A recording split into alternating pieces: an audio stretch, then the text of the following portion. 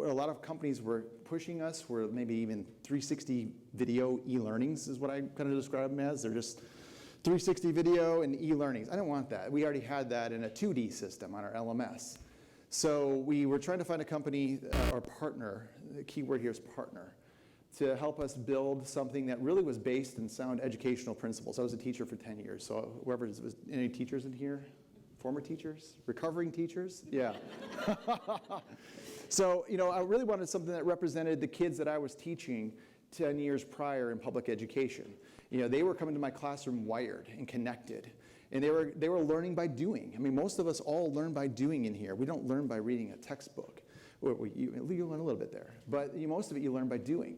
So we needed a technology or something that helped our team members, the kids that I was just teaching a few years back, now in our restaurants. We needed something where they could be hands-on and something that was very engaging. So that's where the partnership with Pixo came about. That's a quick story. My son, who's a team member here in Atlanta, he came to me. I overheard him one day, and this is what really drove us to push this project. He said to his friends, he said, don't read anything you read on the LMS. Just ignore it all. All this stuff, it's just boring, boring, boring. Don't read any of it. Skip through it, click through it, you're good to go. Because what you're really going to learn is what you go to on the job and start doing it. And I overheard him say that. First of all, I was like, dude, you can't be saying that to your friends, man. My team supports that. And so, but I got his point. His point was, this stuff is boring. This is not how we learn nowadays. We learn by being engaged in these environments and these ecosystems. So that's what led us to really pursue this project with Pixo. And it's the partnership, Glenn, that I find most important, because I'll tell you what I think is most exciting to me before I hand it over to you, is this word metaverse we keep hearing everywhere, and Web 3.0 and all this stuff. There's folks that think they know what it is. My buddy Zuck thinks he knows. Sorry, Meta folks, if you're in here. Maybe that's it. We don't know yet. So I love what they're building over there. I can't wait to see what comes out of it. But I think it's more than that. Something says it might be a bit more. And I think there's so many unique problems and opportunities for us to solve here that you need good partners to in the space to help us all solve these things. And so I know I wasn't supposed to say anything about Pixo, but they've been a great partner, Glenn, and I think you've had the same experience in trying to help us solve these problems and figure out what this metaverse or Web 3.0 thing is and how it all ties together in these different platforms. So I'll let you share your experience, what you all doing over there in the Navy Yards up in Maine. Thanks, Rich. I want to start with, in what world would ever somebody that makes chicken nuggets and builds ships? Right. The Navy nugget. I don't know what. Rich and I had a good conversation at lunchtime. So just some backstory on me. I'm a 34-year veteran of building ships for the United States Navy. Spent 25 years actually doing it. And thank you. So a few years ago, my boss came to me and said, so I know we haven't hired anybody forever. We're going to hire 3,000 people in the next 2 years. Go figure it out. Okay. So I started to deep dive into our training programs. And, I'm sure everybody in the room would love to set in 4 days of 987 slides of safety training, right? I sat there and I watched these kids, and slide 2, they're done. 8 out of 10 people we were bringing in the shipyard, one tool they could not use. Anybody want to guess? Ruler. Tape measure. That's one of the biggest threats to national security today. It really is.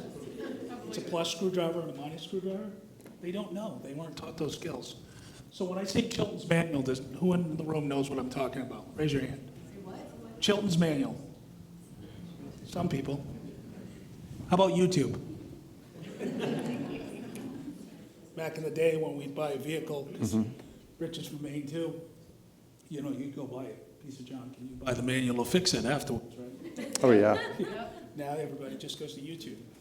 So at the shipyard, we had an extremely large amount of training that was built in the late 80s, early 90s.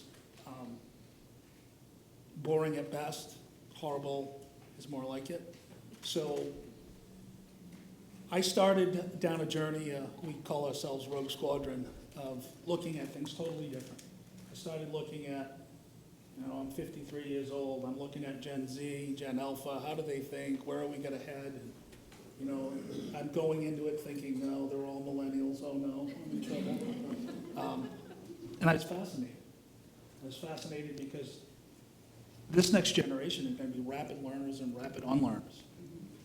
And the only way that we're gonna be able to pull this platform together is exactly that, together. We've gotta work together, right? Rich and I are planning on meeting in November. There is no way a representative of Chick-fil-A and BIW would ever meet. But we're going to, because our struggles are the same. If we don't do this and do this now, we're gonna let this next generation down. This is what it's about. It's coming whether we want it to or not. No one individual company can make this happen. We have to do this as a collective. If not, hang it up. And it matters. It really does. One of the things I like to think about is what if I could go back to 1994 or 95, and back when the internet was in its infancy. And I don't know if you think this way, but I often think, like, what would I do differently had I known how big this internet thing was going to be? For me, I was college writing letters to my girlfriend in another college. That was the coolest thing about the internet. But what would I do differently? I think it feels like we're kind of in that place again, and where we're at the beginning of something big. Thomas Friedman wrote in his book, Thank You for Being Late, one of his chapters was called What the Hell, no, it's not very Chick-fil-A, sorry. What the heck happened in 2007? And in that chapter, he says, he talks about how there's all these different technologies were all bubbling up and building in 2007. And many of which we probably not part of our common language today, but were vital to the internet that we experience today. And I feel like we're kind of in that same place with Web 3.0 or the metaverse, whatever. It feels like we're in that same kind of place where all the vendors, everybody's working on some problem or project. We just got back from DevLearn out in Vegas, a big learning conference. Everybody's working to try to figure this thing out. I feel like we're there. So my question to you all is, if you could go back to 1994, or if you had that same realization today, like, we're at the beginning of something big. How are we preparing our people? How are we preparing our technology, our learning stacks? What are we doing to get ready for this big tsunami that's about to crash upon us? Yeah, it's definitely coming. You can see it. I have a granddaughter that's a year and a half. She can say one word, cat. But you put that phone in her hand and look out. She's going, right? Yeah, we owe it to the next generation to figure this out collectively. We do. So I guess we're done early. Is there any questions, I guess? How's that? We have a few minutes. Can you tell us a little bit about what you guys have developed and deployed at your separate Yeah. That's organizations? I'll let you go. Yeah. Yeah, I think ours is the most fun thing we've ever been built in VR, and that is making milkshakes. So, which they taste awesome and they're fun to make. So, and the reason why we picked that is because it's a part of the business where it just can get very stressful in that part of the restaurant, and you're working really fast, and there's multiple steps to it where you can learn it quickly if you just have a chance to practice it over and over. And so that's why we picked that part of the restaurant. The next thing we're looking for is, how do we improve order accuracy? It's one of our big problems. All quick service restaurants have that problem. So, but how can we tackle that? So that's what we're looking towards next. And then we're also thinking about what is our metaverse? It's more than just VR. VR and AR is just a portal into a certain part of it. What is it? What else can we improve on? So we started our journey just using some of the off-the-shelf solutions, and I can tell you that I've enjoyed throwing senators off stage and congressmen and presidents of the company, but out of all seriousness, it got their attention to the point that we were able to talk to our customer and look at how we can pull the VR space to the maritime industry, not just for DOD, but also the commercial sector, the maritime schools, and all of that, right? So people can learn the same way and the same efficiency. So we're kind of new in our journey, I would say. But I will also tell you that we're rapidly heading to a very aggressive 2 years. I'm looking at my partner over there, which we're really excited about. And just as a sidebar, we entered some abstracts to the General Dynamics Manufacturing Symposium. And I'm going to tell you, a year ago, VR and GD would have been, Xbox, right? Out of 127 entries, we got number one.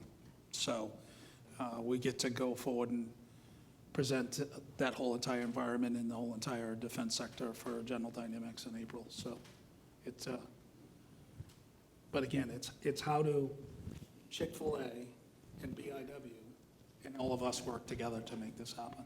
Partnerships. Gotta be. Yep. Thank you.